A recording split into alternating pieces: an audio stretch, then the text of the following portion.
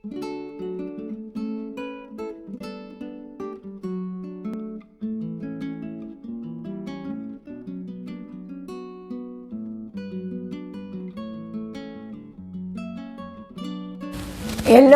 வணக்கம், வாழ்க வளமுடன். இன்றைக்கி நம்மளுடைய நித்திஷ் கிச்சனில் நம்ம இட்லி பொடி எப்படி பண்ணுறதுன்றதை பார்க்கலாம். ரொம்ப சிம்பிளானது தான். இந்த இட்லி பொடி நம்ம எல்லாத்துக்கும், நமக்கு வீட்டில் எல்லாத்துக்கும் தேவையாக இருக்கும். அதனால் நம்ம இட்லி பொடி அப்பப்போ நம்ம செஞ்சு வச்சுக்கிட்டோம்னா ரொம்ப நல்லது. இப்போ இந்த இட்லி பொடிக்கு என்ன தேவைன்றதை பார்க்கலாம். 1 கப்பு உளுத்தம்பருப்பு, 1 கப்பு கடலைப்பருப்பு, அதுக்கு 2 கப்பு மிளகா வச்சுருக்கேன். காரம் இன்னும் கொஞ்சம் நல்லா வேணும்னா இன்னும் கொஞ்சம் கூட சேர்த்துக்கலாம். அது கூட ஒரு 2 டேபிள் ஸ்பூன் எள்ளு, 1 டேபிள் ஸ்பூன் சீரகம், அரை டேபிள் ஸ்பூன் பெருங்காயம், இதோட கொஞ்சம் கருவேப்பிலையும் வச்சுருக்கோம். ஃப்ரெஷ் கருவேப்பிலை வீட்டிலேருந்து எடுத்தது.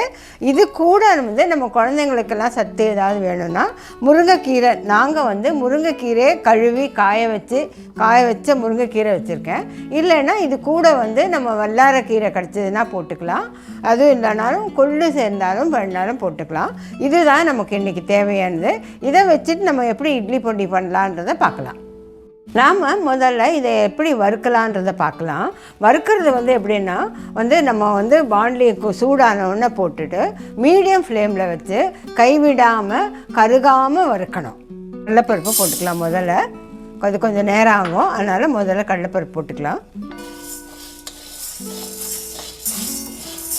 இதில் வறுக்கிறது தான் நம்ம கொஞ்சம் நல்லா பார்த்துக்கணும். அவசரமாக வறுக்கக்கூடாது. கொஞ்சம் மீடியம் ஃப்ளேமில் வச்சு நிதானமாக நல்லா கிளறி விட்டு நல்லா வறுக்கணும். அது டேஸ்ட் மாறிடும். கருகிடுச்சுன்னா டேஸ்ட் மாறிடும். அதே நேரத்தில் எல்லா இடத்துலையும் வறுப்படணும். அதனால நம்ம கலந்து விட்டுக்கிட்டே இருக்கணும். கடலைப்பருப்பு நல்லா வறுத்துருச்சு. ஒன்றை போல் இருக்குது பாருங்கள். எல்லாமே ஒரே மாதிரி நல்லா வறுத்து ப்ரௌன் கலரில் வறுத்துருச்சு. இதை நம்ம எடுத்துடலாம். இப்போ நம்ம அடுத்தது உளுத்தம்பருப்பையும் அதே மாதிரி வறுத்துக்கலாம். உளுத்தம்பருப்பும் இப்போ நமக்கு ஒன்று போல் வறுத்துருச்சு. இதையும் நம்ம இப்போ எடுத்துடலாம். மிளகாயை வறுத்துக்கலாம். நம்ம மிளகா கொஞ்சம் அது கூட கொஞ்சோண்டு நம்ம உப்பு சேர்த்து வறுத்தோம்னா அதனுடைய நெடி கொஞ்சம் கம்மியாக இருக்கும். நமக்கு வறுக்கிறதுக்கு ஈஸியாக இருக்கும். மிளகாயும் நம்ம இப்போ வறுத்துட்டோம்.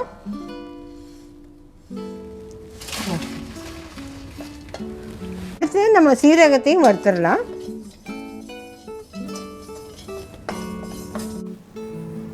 நம்ம எள்ளு வறுத்துக்கலாம். எள்ளு மட்டும் நம்ம தனியாக வச்சுக்கணும். ஏன்னா இதை நம்ம கடைசியில் தான் சேர்ப்போம். இதை வறுத்து தனியாக எடுத்து வச்சிடலாம். எள்ளு நல்லா செவந்து பொரிஞ்சிருச்சு. இதுக்கு நான் வெள்ளை எள்ளு போட்டிருக்கேன்.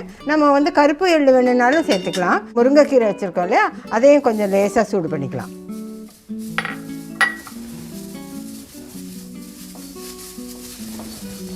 கடைசியாக நம்ம இந்த கருவேப்பிலையும் இந்த வாண்டி சூட்லேயே போட்டு தண்ணி இல்லாமல் வறுத்துக்கலாம். கடைசியாக நம்ம பெருங்காயம் வச்சுருக்கோம், அதே நம்ம வறுத்துக்கலாம் லேசாக. நம்மளுடைய பருப்பெல்லாம் இப்போ நல்லா ஆறிடுச்சு. முதல்ல நம்ம இதை அரைச்சிடலாம். முதல்ல மிளகாயை போட்டு ஒரு சுற்றிட்டு அப்புறம் இந்த பருப்பெல்லாம் சேர்த்துக்கலாம். ரொம்ப நைஸாக வேண்டாம், கொஞ்சம் குறைன்னு இருக்கட்டும். கடைசியாக இந்த கீரையும் எள்ளையும் சேர்த்து ஒரு சின்ன சுற்றி எடுத்துடலாம். ரொம்ப நைஸாக வேண்டாம், கொஞ்சம் குறைன்னு இருக்க மாதிரி அரைச்சிக்கலாம். இப்போ கடைசியாக இந்த எள்ளையும் அந்த முருங்கைக்கீரையும் போட்டு ஒரு சுற்றிடலாம்.